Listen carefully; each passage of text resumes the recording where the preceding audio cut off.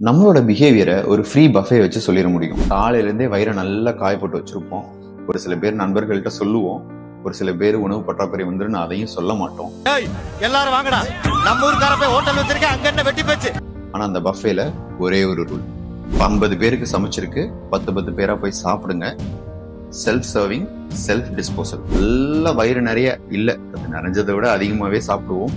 ஒரு சில பேர் நம்ம பிடிச்ச குறிப்பிட்ட உணவுகள் இருக்கும் இல்லையா, அது தீர்ந்து போயிடும். நம்ம பிளேட்ல பசி இருக்கோ இல்லையோ அதை இன்னும் எக்ஸ்ட்ரா எடுத்து வச்சோம். சாப்பிட்றோமோ இல்லையோ அப்படியே அதையும் போட்டுருவோம். அடுத்தவனை பார்ப்போம், அவன் பிளேட் எங்க போடுறான்னு பார்ப்போம். டேபிள் மேல போட்டிருந்தானா நம்மளும் அப்படியே போட்டுருவோம். இங்க அடுத்து வந்து சாப்பிட்றவங்களுக்கு உணவும் இருக்காது. நம்ம சாப்பிட்டுட்டு போட்டதை பார்த்துட்டு அவங்களுக்கு சாப்பிடவும் தோணாது. இப்ப நான் சொன்ன எதுவுமே உணவு பத்தினதோ இல்ல பஃபே பத்தினதோ கிடையாது. more you consume, the more you throw away. நீங்க இன்னைக்கு கன்சியூம் பண்ணிட்டு இருக்க fossil fuel energy, for example petroleum, இண்டஸ்ட்ரிக்காக யூஸ் பண்ற ரா மெட்டீரியல்ஸ், மினரல்ஸ், நம்ம சுவாசிக்கிற காத்து, யூஸ் பண்ற வாட்டர் சோர்ஸ், ஈவன் கடலை பருப்புல இருந்து நீங்க யூஸ் பண்ற காஸ்மெட்டிக்ஸ், எலக்ட்ரானிக்ஸ், கார் வரைக்கும் எல்லாமே உங்க ஃபியூச்சர்ல இருந்து கடன் வாங்கி தான் பண்ணிட்டு இருக்கீங்கன்னு சொன்னா நம்புவீங்களா? என்னங்க எனக்கு ஒண்ணுமே புரியல. அதுதானப்பா எனக்கும் புரியல. எர்த் ரீஜெனரேட் பண்ணக்கூடிய அளவை விட 1.7 டைம்ஸ் அதிகமாக தான் கன்சியூம் பண்ணிருக்கோம்.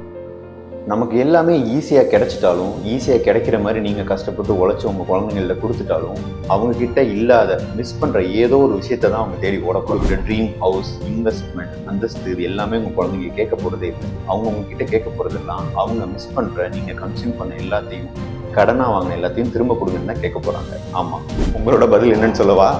கூழு குடிக்க வேணா வர்றேன், குடுக்கறதுக்குலாம் ஒண்ணும் இல்ல. அந்த மாதிரி தான் எங்க கிட்ட ஃப்ரீயா டயபெட்டிஸ் இருக்கு, ஒபிசிட்டி இருக்கு, ஹார்ட் டிசீஸ் இருக்கு. இது எல்லாத்தையும் ஜெனட்டிக்கா உங்ககிட்ட டிரான்ஸ்ஃபர் பண்றோம்.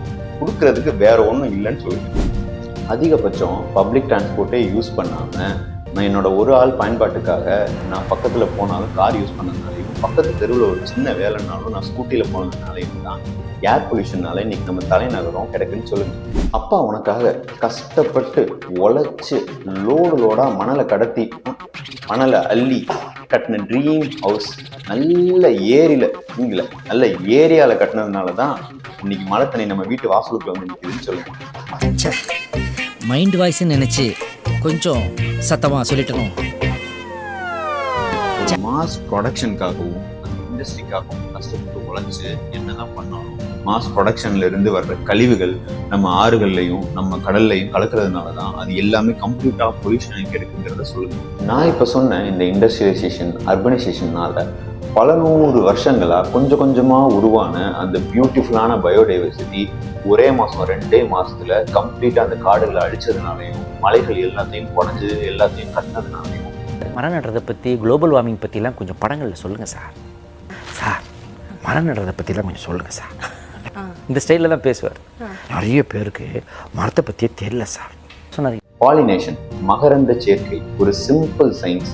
அந்த பாலினேஷனால தான் பல காடுகளும் பூச்செடிகளும் பல வகைகளும் உருவாகும். ஆனா அந்த பாலினேஷன் கம்ப்ளீட்டாவே உங்களோட அர்பனைசேஷன் டெஸ்டினேஷன் அழிஞ்சு போச்சுங்கிறதையும். சிட்டுக்குருவி இனங்கள் கிட்டத்தட்ட அழிவு நிலைக்கு வந்துருச்சு. இந்த பீரியட்ல 1-2 மின்மினி பூச்சியாவது பார்க்கும். ஆனா உங்க ஜென்ரேஷன் அதையுமே பார்க்க போறது இல்லைன்னு சொல்லுங்க.